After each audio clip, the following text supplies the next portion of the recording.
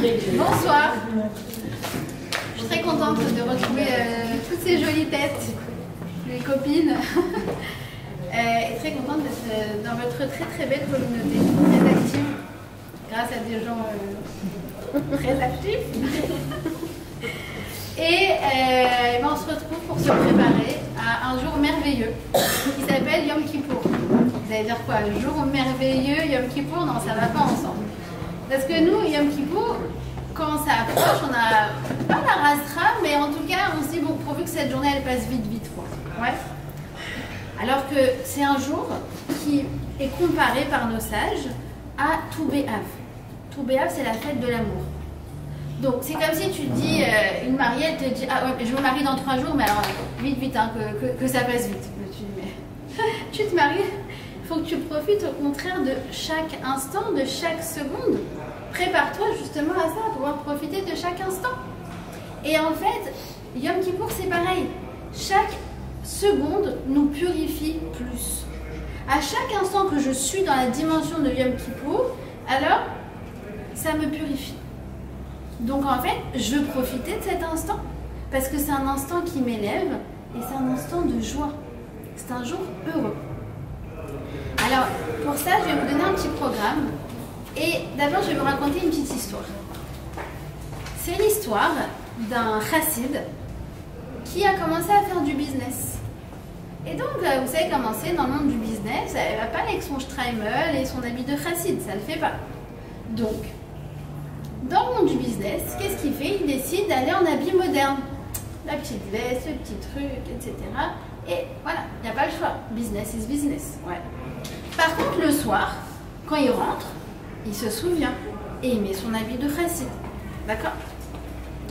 Et comme ça, les choses, le temps passe. Et finalement, il se dit, attends, c'est compliqué, tous les jours de changer d'habit, le streimel, hein. Écoute, l'habit de chassid, désormais, ça sera que pour le Shabbat. Et donc, continue comme ça. Puis finalement, il se dit, ah, c'est compliqué à chaque fois sortir ça de l'armoire, etc. Tu sais quoi? Maintenant, je vais m'habiller que moderne. Par contre, il y a une fois dans l'année où je vais mettre mes habits de chassid, c'est lorsque je vais voir le rabbi. Et donc, c'est ce qu'il fait. Toutes les années, à chaque fois, il y a un jour dans l'année où il va voir son rabbi, et là, il met son habit de chassid. Et un jour, il dit, bon, écoute, je sais que là, je vais voir mon rabbi bientôt. J'en ai marre, je ne veux pas être hypocrite, je ne veux pas raconter des histoires. Je vais y aller comme je suis, vraiment, avec mon habit moderne. Et c'est comme ça qu'il se présente au rabbi. Et le rabbi le voit, et il lui dit, mais où sont tes habits de chassid? Alors, il lui répond, bah en fait, je voulais pas être hypocrite, parce que moi, je ne suis plus un chassid, je suis un businessman maintenant. Alors il lui dit, non, détrompe-toi. Toute l'année, tu es un chassid déguisé en businessman. Et une fois dans l'année, tu es toi vraiment, tel que tu es à l'intérieur, tu es à l'extérieur en habit de chassid. C'est pas le contraire. Et ça, en fait, c'est vraiment nous à Yom Kippour. C'est-à-dire que à Yom Kippour, en vérité, c'est un jour où effectivement, on va bien se comporter, on va pas avoir envie de dire de la médisance, on va avoir un côté assez irréprochable. Mais en vérité, ça, c'est le vrai nous. Et tout le reste de l'année, c'est des couches extérieures. Comment je sais ça? Comment je sais? Parce que nos sages nous disent qu'il y a quelque chose à l'intérieur de nous qui nous fait fauter. Vous savez c'est quoi cette chose? On l'appelle Hasatan, l'inciteur. Hasatan, la gematria, la valeur numérique, c'est quoi? C'est 364. Et de là, nos sages nous disent, ah, 364, c'est le nombre de jours où il est présent dans l'année. C'est-à-dire tous les jours de l'année, et il est là et il te fait fauter. Par contre, il y a un jour où il te laisse tranquille, c'est à Yom Kippour. Et donc, le jour de Yom Kippour, en vérité, tu es vraiment toi, toi-même. D'accord? C'est vrai. Ta copine, elle vient, elle s'assoit à côté de toi à Yom Kippour, elle te dit, viens, je te raconte un truc. Tu fais, c'est Kippour.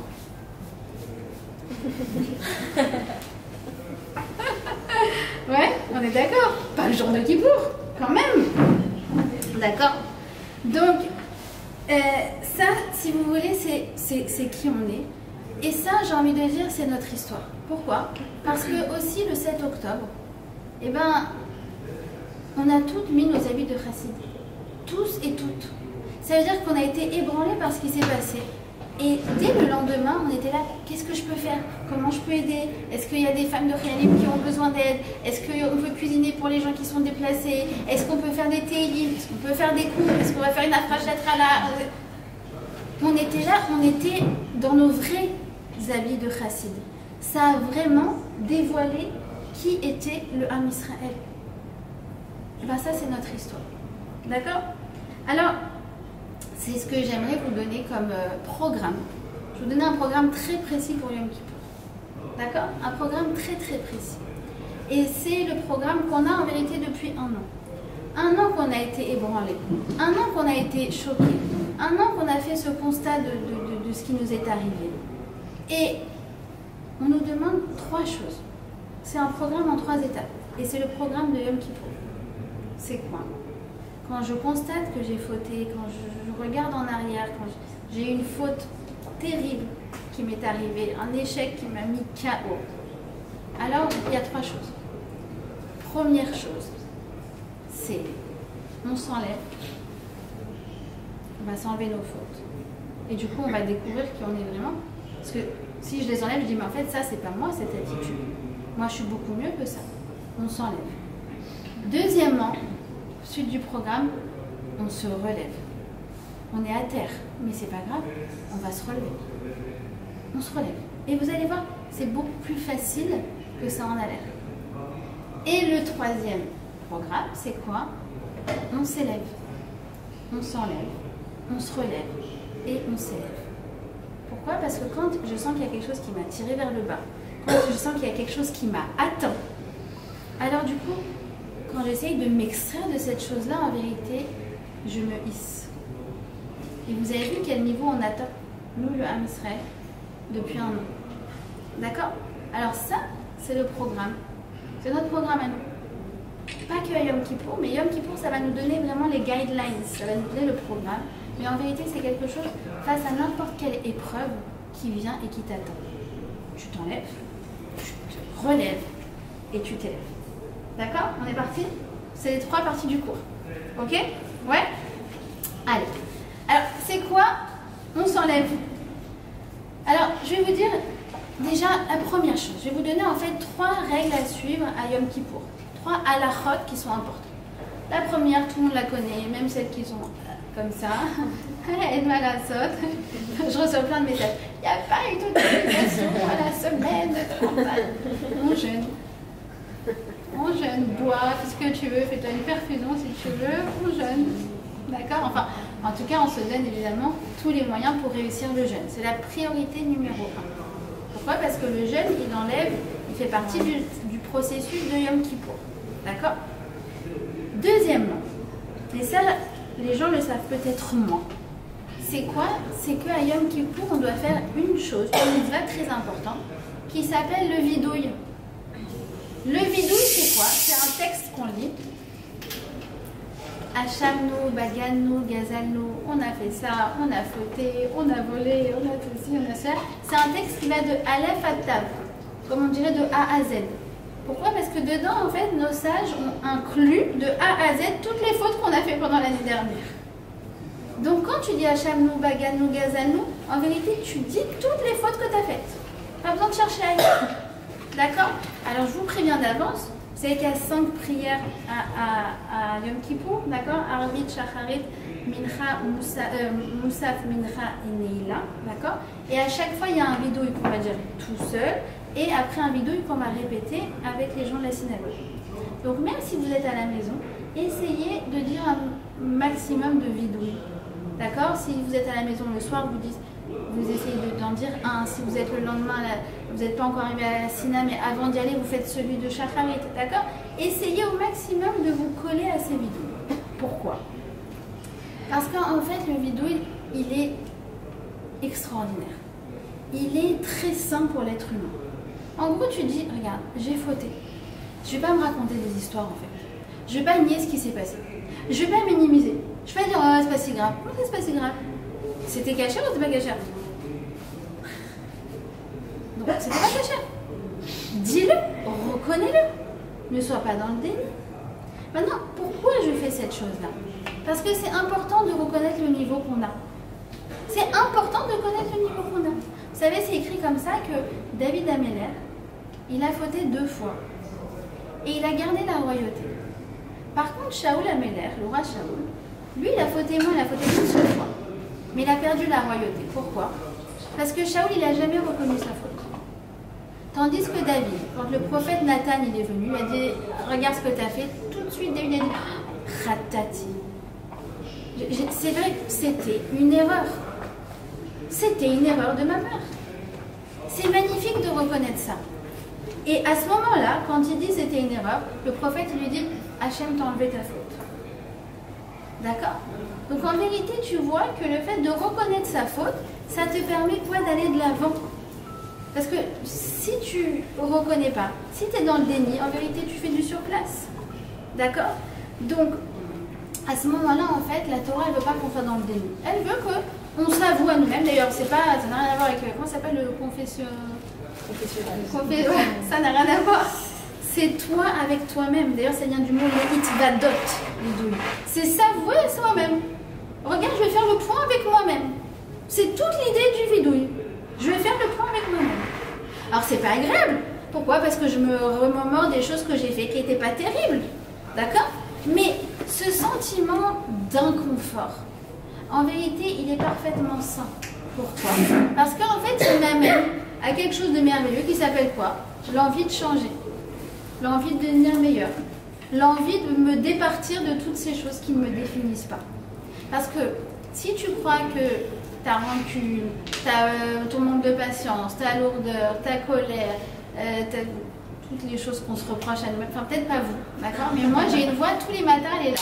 Oui, tu là encore, tu t'es levé tard, ou tu t'es levé trop tôt, ou tu trucs. Quoi que je fasse, la voix elle est là et elle me remet en question. Tu la connais ou pas, chérie? Cette voix? Ouais, tu l'as. Je crois que c'est notre meilleur compagnon, enfin c'est notre pire compagnon, d'accord? Et t'es là, et des fois tu essayes de progresser, tu dis allez, je vais faire la tefila, je vais faire la télim, et elle est là, ah tu prends pour une sadika en plus, je crois vraiment que tes télim, ça va changer quelque chose. Oh, oui, ça va changer quelque chose. Chut. D'accord? Donc j'avance. J'avance, et en fait, le fait de reconnaître ma faute, ça me permet de quoi? De me dissocier d'elle. Vous avez compris, c'est ça le grand paradoxe. Quand je dis tu sais, c'était pas top. J'ai quand même payé le déjeuner avec ma copine avec la carte bleue de l'entreprise. C'est pas super. D'accord? C'est pas top. Bon, et ben du coup, ça veut dire que je ne suis pas une voleuse. Vous avez compris? Et c'est comme ça qu'on doit faire le vidouille. Il dit Rabbi Nachman, on ne doit pas faire comme ça à Chamnou, Bagaznou, etc. On ne doit pas se frapper, pas du tout. On doit faire comme ça. Chamnou, Bagaznou, Gazalnou. Comme pour dire, j'enlève la poussière là. Ça, c'est de la saleté, c'est pas moi, c'est Burke, moi je suis propre. C'est tout l'enjeu de Yom Kippour. Quand on fait le vidouille, comment on doit faire le vidouille? On doit se dire, mais comment moi, qui suis aussi pure, aussi bonne, aussi gentille, j'ai pu faire ça? Comment j'ai pu tomber dans des trucs tellement superficiels alors que moi je suis quelqu'un de profond? Comment, moi qui suis tellement honnête, j'ai pu faire un truc comme ça? Comment, moi qui fais attention, le lachonara, etc., j'ai pu tellement de fois cette année écouter des gens mentir? C'est terrible. C'est terrible. D'accord? C'est difficile. La vérité, moi, une fois, j'ai vu ma mère qui s'est levée d'un repas entre copines et qui a dit « Je ne veux plus vous entendre parler, je ne veux pas écouter du lachonara ». J'étais « Waouh !» Genre, c'est possible de faire ça. Mais c'est pas facile. Mais c'est ce qu'on est censé faire. Ou alors changer de sujet. On n'est pas obligé de se lever, mais dire « Ah, t'as pas vu le zoo là-bas ?» On change de sujet. Mais on n'est pas censé écouter. D'accord? Vous voyez ce que je veux dire? Et donc, du coup, en fait, on se définit par quelque chose de positif. Quand on voit le négatif, on se définit par le positif. Si pour toi, tu es une toile blanche comme ça, bah, du coup, le noir, il te dérange. Pourquoi? Parce que toi, tu es blanche. Mais si c'est genre flou artistique, un peu de gris, un peu de truc, bah, là, tu n'arrives pas à voir clair sur toi-même. Vous voyez ce que je veux dire? En vérité, c'est comme ça qu'on doit faire tchouva. On doit se dire, mais moi qui suis tellement tzadika, enfin qui essaye de l'être, comment j'ai pu ne pas être à la hauteur sur ce point-là et ce point-là et ce point-là, et chacune avec elle-même, et chacune en fonction de son vécu, de son niveau, de tout. Comment j'ai pu faire ça? Ça ressemble à quoi? Ça ressemble à un habit qui est très beau mais qui est taché. Et j'ai dit, bon allez, ça y est, Clark, j'enlève les taches. Alors c'est pas agréable, mais au moins après je le ressens, ah ben voilà, ça c'était la robe canon que j'avais, c'est bon, je la reconnais. Et c'est un cercle vertueux, pourquoi? Parce que plus j'aime cette robe canon, moins j'ai envie de garder les taches, j'ai envie de les enlever tout de suite, ça me démange de les enlever.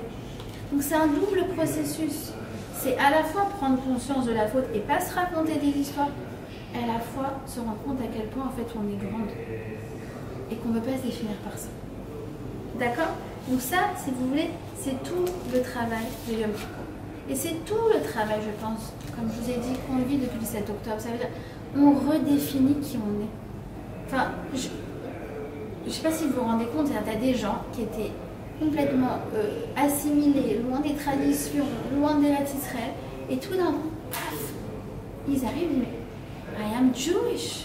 Genre, je suis juif. Je viens de me rappeler que je suis juif. Je sais pas si vous avez vu un chanteur américain, je sais pas, tatoué, il y avait des tatouages partout. Genre, à la limite, s'il n'en avait pas là, partout. Il dit, mais moi, je suis, à la base, j'étais sur la voie de l'assimilation légale. Sur la voie de l'assimilation, je sais pas si vous l'avez vu, elle a beaucoup circulé. Ouais, je sais plus comment dire, Ilan, quelque chose. Et il dit, mais thank you all the antisemites in the world. Merci à tous les antisémites au monde parce que vous m'avez rappelé qui je suis. Et il dit, we are stronger than ever. Maintenant, on est plus fort que jamais. Pourquoi? Parce que je retrouve qui je suis. On a retrouvé qui on est. D'accord? Ça, c'est le programme de Yom Kippur. Et ça, c'est le programme du Am Israël. D'accord? Et regardez. Regardez qu'est-ce qu'il dit le Rav Kook. Écoutez comment c'est exceptionnel. Il dit, Iruresh Tshuva Hem Megalim et Omek Haratson. À chaque fois que tu dis j'ai envie de faire mieux, j'ai envie d'être plus vrai, plus authentique, j'ai envie d'avoir plus de bitachon en Hachem, j'aimerais progresser dans tel domaine ou tel domaine, c'est le vrai toi qui s'exprime. C'est pas du cinéma, c'est le vrai toi. D'accord? En Megalim et Omek Haratson. Ça dévoile qui tu es vraiment. D'accord? Ensuite, ça c'est le premier programme. On s'enlève. Ah, ça fait du bien. Ça fait du bien. C'est pour ça qu'on est bien après Yom Kippour. Le moment où il sonne le chauffard, c'est pas parce que tu vas prendre le boulot après. C'est vrai aussi, d'accord? Mais ouais, la fin du Yom Kippour. Comment on est? Je sais pas, on se sent pur. Vraiment pur. C'est magnifique comme sensation, comme cadeau. C'est exceptionnel, on est d'accord? Pourquoi? Parce que vraiment tu t'es enlevé. Chaque seconde de Yom Kippour t'enlève tes fautes. Itsumo shel yom mechaper. C'est comme ça qu'elle dit la halacha. Itsumo shel yom mechaper. Ça veut dire le jour en lui-même, c'est un pressing. Tu rentres crasseuse, tu ressors immaculée. Itsumo shel yom mechaper. C'est une fois dans l'année. C'est pour ça que c'est un cadeau. C'est un cadeau qu'on n'a pas du tout envie de laisser passer. C'est pour ça que y a, vous savez, les fameux juifs de Kippour. D'accord? Pourquoi ils se réveillent un matin à Yom Kippour? Parce que même eux, ils sentent qu'ils ne peuvent pas laisser passer l'occasion de cette journée exceptionnelle. Puis Hachem, il t'offre en cadeau. Tu vas dire, mais ça va t'enlever tes fautes. Qui ne refuserait pas un cadeau pareil? Non, je veux rester avec mes fautes. Ok? Maintenant, on continue. On se relève. Alors ça, vous allez voir, c'est exceptionnel. C'est quoi on se relève? Ben, en fait, quand on a fauté, on n'est pas très bien, on s'en veut un peu, on se dit voilà, moi qui ai tellement de bitachon, comment là j'ai pu être tellement calculatrice. Vous voyez ce qu'on a défini jusqu'à maintenant. On se dit, sur ce truc-là, j'ai pas vraiment été à la hauteur. Ok. Alors, regardez comment la Gemara, elle vient, et elle nous dit, ben, viens, on parle de l'homme qui s'est planté. D'accord? Alors, je vous la fais direct en français. D'accord? Shalou la chorma. Ils ont demandé à l'intelligence. Choté, maoncho. Alors la personne qui a fauté, qu'est-ce qui va lui arriver? Et la chorma, ça veut dire la personne intelligente. Elle te dit quoi? Elle te dit, bah, qu'est-ce que tu veux qu'elle fasse? Le passé, c'est passé, elle peut rien faire. Quelqu'un qui est rationnel. Ouais, et bah, écoute, ce que tu as fait, t'as abîmé, c'était pas bien. Maintenant, tu peux rien changer. Le passé, on ne peut pas le changer. On est d'accord? Écoutez comme elle est belle cette maman. On continue, on va voir la névoie. Ça veut dire les gens qui voient loin. D'accord? Alors, devant. Donc tu vas voir la névoie. Et tu dis, bah alors qu'est-ce que tu fais, quelqu'un qui a fauté là? Et la névoie, elle te répond, ah bah lui, il va mal finir. Ah, s'il a commencé comme ça, alors hein, qu'est-ce que ça va donner dans quelques années, hein? D'accord? Un peu plus. Déjà, des fois, tu as des gens qui disent ça sur leurs propres enfants, ça fait flipper. S'il n'y a même plus quelqu'un, même plus sa mère pour croire en lui, ça, effectivement, ça va foutre mal. On continue. On va voir la Torah, on me dit alors, quelqu'un a fauté? Ah bah, il a fauté. Capara. Capara. C'est quoi capara? C'est le truc qui se brise, c'est le PV, c'est l'enfant qui tombe. Ah, encore, c'est les capara. Non, non, non. D'accord? Et là, tu vas voir Hachem. Shalou le Kadosh Baruch Hu, Chote Mawonsho. La personne qui a fauté, qu'est-ce qu'on en fait? Amar Lahem, Yaseh Tshuva, Veitraper Lo. Cette personne-là n'a qu'à faire Tshuva. Ça veut dire, entre guillemets, Hachem, il n'est pas d'accord avec tout ça. Toutes ces prévisions pessimistes, toutes ces étiquettes qu'on colle. Tu te dis, mais je comprends pas, mon fils, ma fille. Fais Tshuva. Fais Tshuva. Et quand tu fais Tshuva, en fait, c'est ça qu'il faut comprendre. Ça efface ta faute. C'est-à-dire, on a du mal à comprendre ces choses-là. Quelqu'un a fauté. Il a mangé le cheeseburger. Je prends toujours le même exemple. D'accord? Le cheeseburger. Il a mangé le cheeseburger. 3 jours après, cette personne-là, elle s'en veut. Elle se dit, j'aimerais retourner dans le passé et refaire différemment. D'accord? Elle va faire les 3 étapes de la tchouva. C'est quoi les 3 étapes de la tchouva? C'est 1, regretter sincèrement. 2, dire à voix haute. Et 3, s'engager sincèrement à faire son mieux pour ne pas recommencer. C'est facile, non? C'est facile. Je regrette, je le dis et je m'engage. La seule condition, c'est que ça soit sincère. C'est ça le mot-clé. Sincèrement. Arrivé à 120 ans, cette personne-là, elle va arriver comme ça, on va lui raconter son histoire. Ah, toi t'as fait ça, toi t'as fait ceci, toi t'as fait cela. Ah ouais, et qu'est-ce que j'ai fait le 3 mars, truc? Ah, bah ce jour-là, t'es passé devant un restaurant pas cachère, t'as fait comme ça, puis t'es reparti. Je dis, bah non, moi je sais, je suis rentrée, j'ai mangé. Tu dis, ah mais ça ne figure pas dans le dossier, monsieur. Mais il y avait des caméras de surveillance, mais Hachem, il sait tout. Ah, mais je sais pas, Hachem, il a pris une gomme et il a effacé visiblement. Ça c'est la tchouva. Je dis, mais c'est merveilleux ton cadeau. Et quoi, c'est aussi facile. Écoutez bien ce qu'il dit Rabbi Nachman.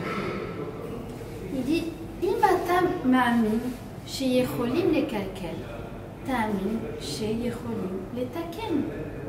Si tu crois vraiment que les avérotes, c'est pas bien, ça peut apporter des mauvaises choses, etc. Tu crois à ça, d'accord? Tu t'inscris dans cette chose-là. Alors pourquoi tu n'as pas la émouna que tu peux réparer, que tu peux effacer? Ah bah oui, ça demande la émouna. Parce que moi, il y a des gens qui viennent me voir après le cours. Ah non, mais ce que tu as dit, c'est trop facile. Ah non, mais c'est trop facile. Hein. Mais d'accord, c'est pas moi qui le dis. C'est Akadosh Baruch Hu lui-même. Il te dit que quand tu regrettes sincèrement, et tu dis à Hachem, tu dis je voudrais ne pas recommencer, et que c'est accompagné par des sentiments sincères, cette faute-là n'existe plus dans ton casier judiciaire. Tu peux essayer de la chercher partout, tu vas pas la retrouver. Vous avez compris?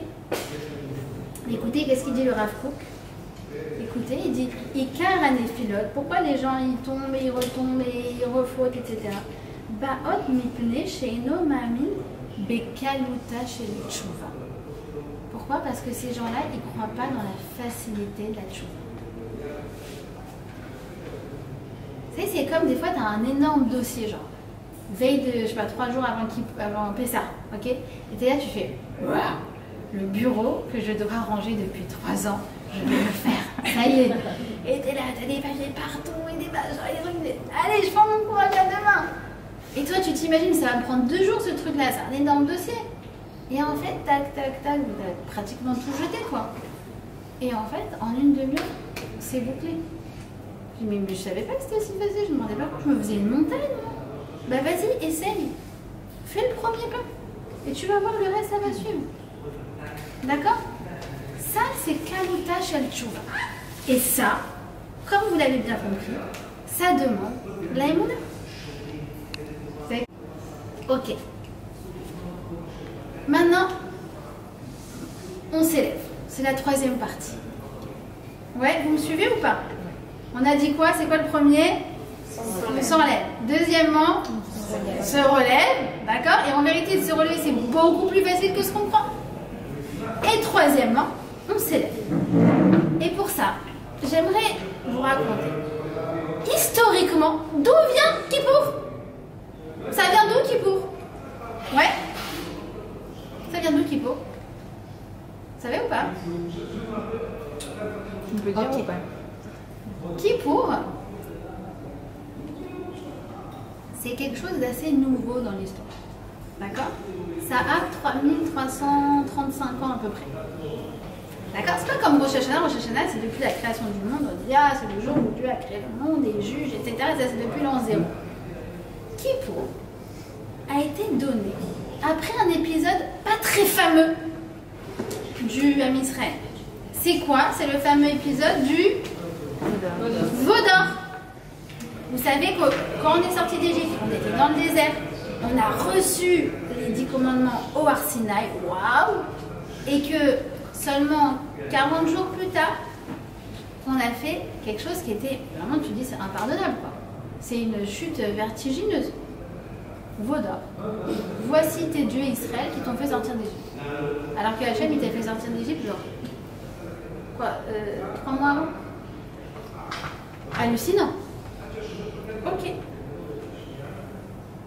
On a imploré le pardon d'Hachem via Moshe. On a demandé, pardon, qu'est-ce qu'on a fait? Pardon.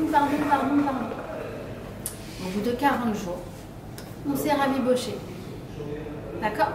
Mais c'est pas une relation 100% comme avant. Alors qu'est-ce qui se passe? Moshe, il repart à la charge. 40 jours sur leur Sinaï. Et on implore. Au bout de 40 jours de négociation d'un juif, d'accord? Alors là, Hachem, il craque. Il dit, allez, d'accord. Salarti kidvarecha. J'ai pardonné comme tu m'as demandé. Ça veut dire c'est un vrai pardon. On n'est pas juste en statu quo. On est vraiment rabiboché comme avant. Et la preuve, c'est quoi? C'est qu'il va nous donner les nouvelles tables de la loi. Et ce jour-là, c'est le jour national du pardon. Ça veut dire que c'est pas juste un truc qui s'est passé il y a 3300 ans, qui nous a pardonné. C'est qu'en fait, dès lors, tous les ans, le 10 Tishri, Hachem, il nous accorde le pardon automatique. Vous avez compris? C'est important de comprendre ça. Important de comprendre en fait à quel point c'est un cadeau. Ok? Maintenant, cette leçon exceptionnelle qu'on a que Hachem nous a pardonné après avoir tellement demandé pardon et qu'il a voulu vraiment reprendre une relation comme avant avec le Ham Israël. Déjà, ça nous donne un message très encourageant que aucun égarement ne peut nous empêcher de revenir et que aucune faute ne peut nous empêcher d'être proche d'Hachem. Il faut l'intégrer dans nos têtes. On est un lien indéfectible. Rien ne peut nous séparer. C'est écrit Hachem, le peuple juif et sa Torah, Chadou. On est indissociables. Et Hachem, il m'aime quoi que je fasse. Il m'a aimé, il m'aime, il m'aimera toujours.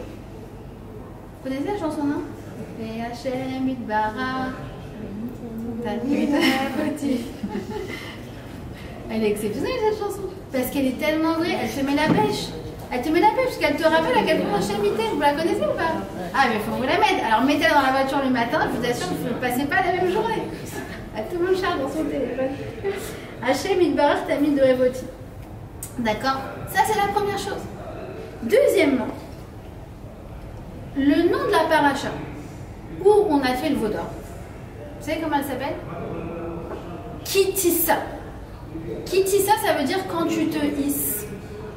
Alors, moi, si vous m'avez demandé un nom pour la paracha ou le veau d'or, j'aurais appelé quand tu te plantes. Personnellement, si vous demandez mon avis. Et elle s'appelle quand tu te hisses. Pourquoi? Parce qu'en fait, après le veau d'or, on s'est hissé, après la tchouva, post-veau d'or, en fait, on s'est hissé à un niveau supérieur encore que ce qu'on avait avant. Pourquoi? Parce que quand tu cherches à t'extraire de quelque chose, tu te hisses et du coup, en fait, tu vas développer des forces décuplées par rapport à ce que tu essayes de faire. C'est comme le pilate. Il y en a qui font du pilate? Il faut faire du pilate, c'est très important. D'accord? Résolution, troisième. Résolution du Yom Kippour, prenez soin de votre corps. Très important, le pilate ou autre chose, la danse, la zumba, même le pilate, c'est vraiment top. Et en fait, quand est-ce que tu travailles? Quand est-ce que ça se développe vraiment? C'est quand elle te dit, alors, vous laissez tomber la petite boule et vous prenez la grosse boule et vous faites comme ça. Après, elle te dit, alors, vous mettez, au lieu de 1, tu vas mettre les 500 et tu me dis, attends, déjà, je vais mourir. Alors là, ouais, mais là, c'est là que ça travaille. C'est là que ça travaille. D'accord? Donc, c'est exactement ça. Quand tu dis mince, bah, j'ai été un peu faible sur ce truc-là, j'ai pas payé quelque chose à temps, j'ai essayé d'embrouiller la personne. Vraiment, chacune, encore une fois, à son niveau. Shabbat, c'était pas vraiment comme ça que j'aurais dû faire. D'accord? En vérité, tu te rends compte à quel point cette chose, elle est précieuse pour toi. Et que du coup, en fait, tu dois redoubler d'efforts pour vraiment la garder, cette chose-là. Tu sais, c'est comme les enfants. Moi, personnellement, à Yom Kippour, je fais beaucoup de chouva par rapport à mes enfants. Non, c'est vrai, toutes les fois où j'aurais hurlé dessus, j'aurais crié, voilà, maman, il est où mon cahier? Il est là où tu l'as rangé la dernière fois. Alors qu'il aurait voulu que je dise, bah, je vais t'aider à le chercher. D'accord? C'est important. Moi, je pense qu'il faut demander pardon à ses enfants une fois par an, ça Yom Kippour. Vraiment, non, mais c'est vrai. Après, ils sont mignons parce que tu leur demandes pardon. Tu dis, mais non, maman, c'est que tu fais de tout mieux.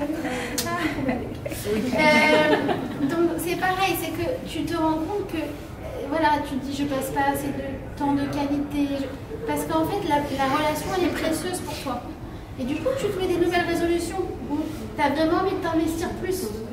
Tu as envie d'être plus calme. D'accord? Tu as envie d'être plus solidaire.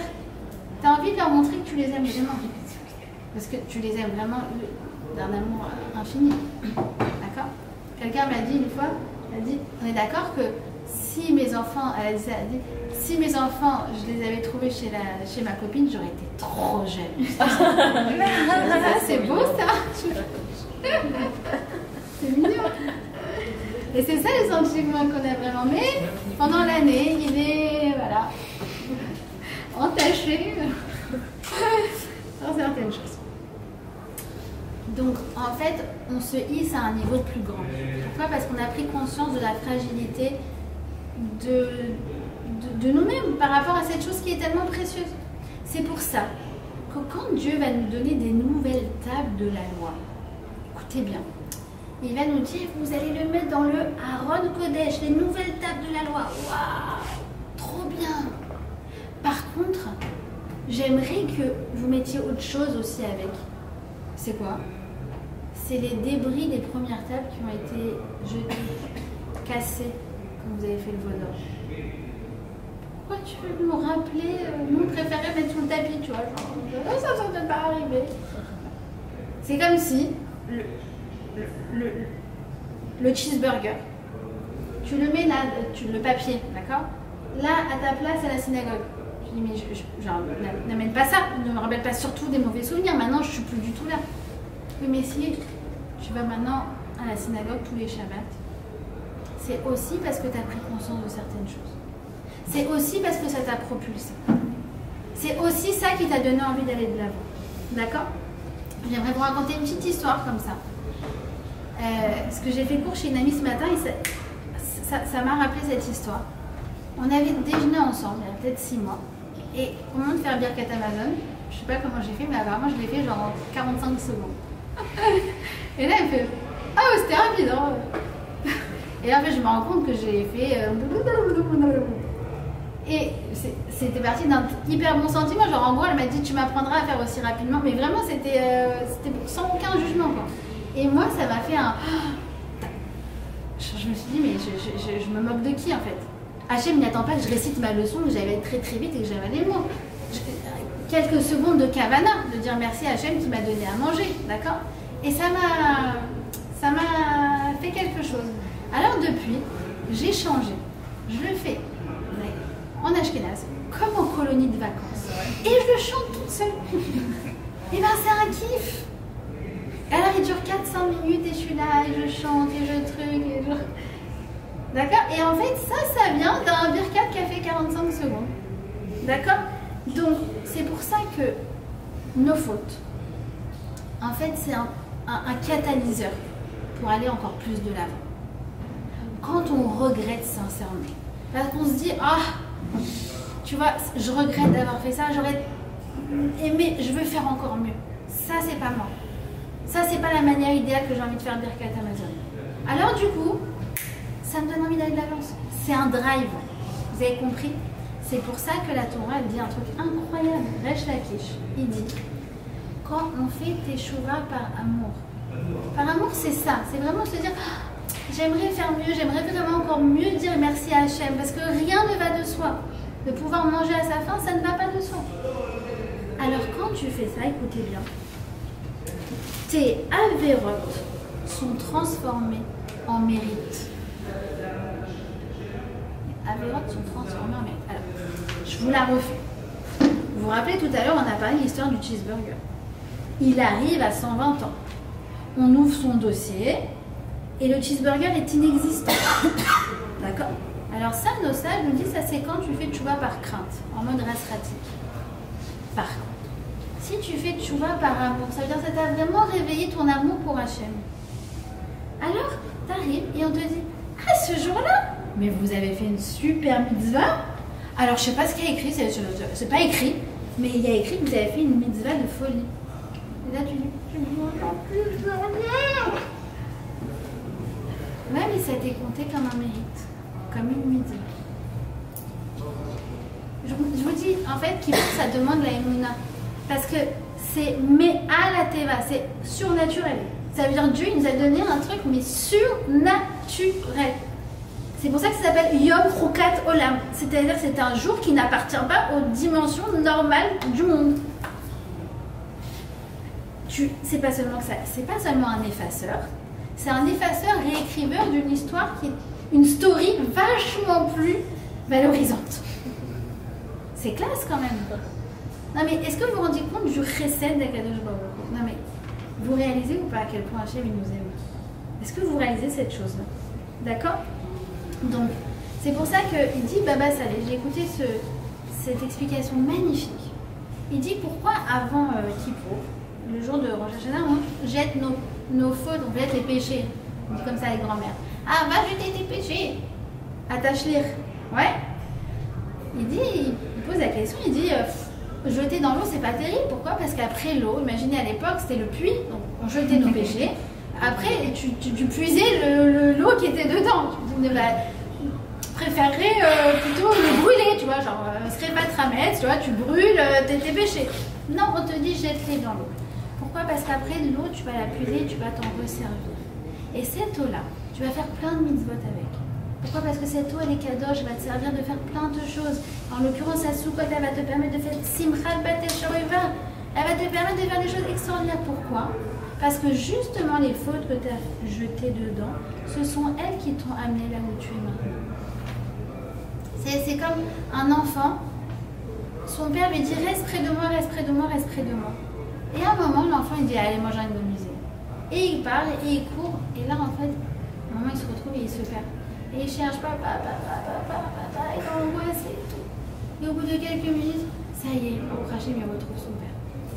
Alors à ce moment-là, quand il le retrouve, il lui fait un câlin. Mais alors un câlin. Bah, ce câlin, il n'aurait pas fait s'il ne s'était pas égaré. Vous avez compris? C'est la même idée. Ok? Et la dernière chose, c'est quoi? C'est que nous seulement à Kippour, Dieu nous a redonné des âmes. Il nous a donné un cadeau qui s'appelle Yom Kippour. Ça veut dire, vous avez compris, il ne nous a pas pardonné qu'une seule fois.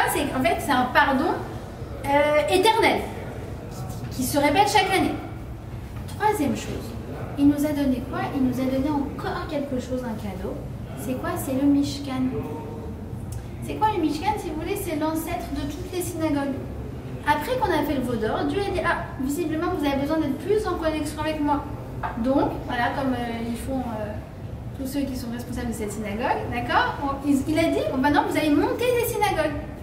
Comme ça, il y aura des rendez-vous, il y aura des pilotes, il y aura tout ça, et du coup vous ne m'oublierez pas. C'est l'idée du Mishkan.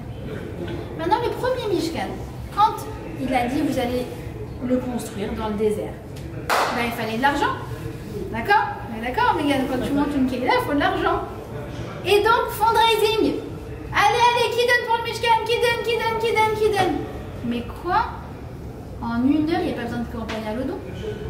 En une heure, les gens, ils ont apporté des émeraudes, des pierres précieuses, des tentures, des trucs. Ils ont accouru pour ce Mishkan. Jusqu'à ce qu'au bout d'une heure, moi j'ai dit, arrêtez, on est dépassé là. Vous donnez trop d'argent. Ça veut dire quoi? Ça veut dire qu'en fait, cette faute, elle a été révélatrice d'une chose extraordinaire, c'est la générosité du Ham Israël. Et je pense encore une fois que c'est une leçon du 7 octobre. À quel point on est un peuple généreux. C'est écrit qu'on est le peuple le plus petit dans son nombre, mais le plus large dans ses contributions. Et c'est vrai, 0,2% de la planète, 20% des prix Nobel. Et ça, c'est prophétique, c'est écrit dans nos écrits depuis 3000 ans. On est le peuple le plus petit, on restera le peuple le plus petit, mais on restera le peuple qui apportera la plus grande contribution, parce que le Ham Israël, il a cette générosité, il a cette envie de donner, il a envie de se dépasser. D'accord? Et je terminerai sur cette histoire, d'accord? À propos de cette notion de s'élever, parce que je la trouve juste exceptionnelle. Je n'ai pas trouvé une histoire plus belle que ça depuis 6 mois. Si vous avez trouvé une histoire plus belle, vous m'appelez, vous me le dites. Écoutez bien. Il y a un kibbutz qui s'appelle Keren Shalom. D'accord? C'est un des kibbutz qui a été atteint le 7 octobre. Et en l'occurrence, depuis, ils ont encore des missiles, des tirs d'obus, etc. D'accord? Ils ont décidé une chose. À chaque fois qu'il y a un missile qui vient et qui s'écrase, qui fait un trou dans le sol, alors ils viennent tous. Et là où le missile s'est planté, eux, ils plantent un arbre. Et ils disent non, on va pas juste le combler, genre en mode il s'est rien passé. On va prendre ce trou, on va prendre cette marque, et en fait, on va faire de la vie avec. Parce que là où eux, ils ont voulu détruire, et bien Dafka, précisément là, c'est là que nous, on veut reconstruire. Et ça, c'est le Ham Israël. C'est vraiment le Ham Israël. D'accord? Donc, voilà. Le troisième devoir que je vous donne, je vous ai dit de vous jeûner, d'accord? Et on prend toutes les dispositions possibles. Évidemment que si on s'en va ce jour-là, d'accord? Allô, ok, je vous rappelle que ça va bien se passer. Deuxièmement, le vidouille, comme je vous ai dit, essayez vraiment, parce qu'à chaque fois ça enlève, d'accord? Troisièmement, il y a un moment où il faut être présente. Pas forcément à la synagogue, ça peut être chez vous, d'accord? Mais c'est la Neila. Le moment de la Neila, c'est donc la dernière heure. À Yom Kippour, on ne peut pas ne pas être présente. Ça veut dire, c'est pas le moment de dormir, c'est ça que je veux dire. Pourquoi? Parce qu'en fait, on est au dernier niveau de ces 40 jours qui nous ont élevés, depuis Rosh Chodesh et Elul. Et en fait, là, tout notre être, il s'est élevé et on est devant quoi? Il y a tous les firmaments qui se sont brisés les uns après les autres, comme des verrous. 3, 4, 5, 6, 7, les 7 firmaments, et on se retrouve devant le Kisei HaKavod. Devant le Kisei HaKavod, c'est quoi? Le Kisei HaKavod, c'est là où notre Neshama a été créée. Elle vient de là-bas.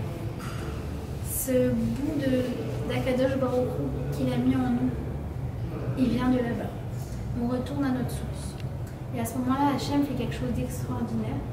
Il nous renouvelle toute notre neshama de l'intérieur. Ça veut dire qu'il prend ce travail que l'on a fait et il te dit, ma chérie, je vais t'aider à enlever toutes les tâches. Mais c'est pas que ça. Je vais te faire une refonte totale. C'est une renaissance. Une renaissance qu'on vit au moment de la Neila. D'accord? Donc c'est très très très très puissant comme moment. Et quand on sort de la Neila, quand vraiment Kippour se termine, alors il dit le Rav Moutsafi qu'on a un très très grand pouvoir de bénédiction à ce moment-là. Et il ne faut pas passer à côté. Avant le boulot. D'accord? Ou avant la Vdala plutôt. Alors profitez pour prier les unes pour les autres. Profitez pour prier pour vous. Et je vous assure, je l'ai expérimenté l'année dernière. J'ai fait une demande qui était complètement improbable. Et 3 jours après, j'ai eu un S. Un S. Ce moment-là, ne passez pas à côté. Il est fondamental. Soyez présents. D'accord? Alors, je terminerai sur ça. Que, en vérité, Kippour, ça nous apprend que la pire des catastrophes qui a été le veau d'or, ça s'est terminé en plus beau des cadeaux. Et ça, c'est l'histoire du Ham Israël.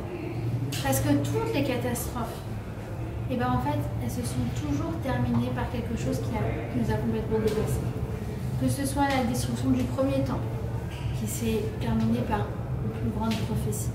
Que ce soit la destruction du deuxième temple, qui s'est terminée par quoi? Par tout la Torah, la Mishnah, tout ça, ça vient de la destruction du deuxième temple. Que ça soit l'expulsion des Juifs d'Espagne, ça s'est terminé par quoi? Par tous les kabbalistes qui sont arrivés, qui sont venus à Tzfat. Que ça soit les Cosaques, ça s'est terminé par quoi? Par la Chassidoute. Que ce soit la Shoah. Et 3 ans plus tard, on déclare notre indépendance sur notre terre ancestrale. Alors on sait que la pire des catastrophes, nous, à Kadosh Baruch Hu, il nous donne le pouvoir de la transformer. Ça dépend de notre ratson.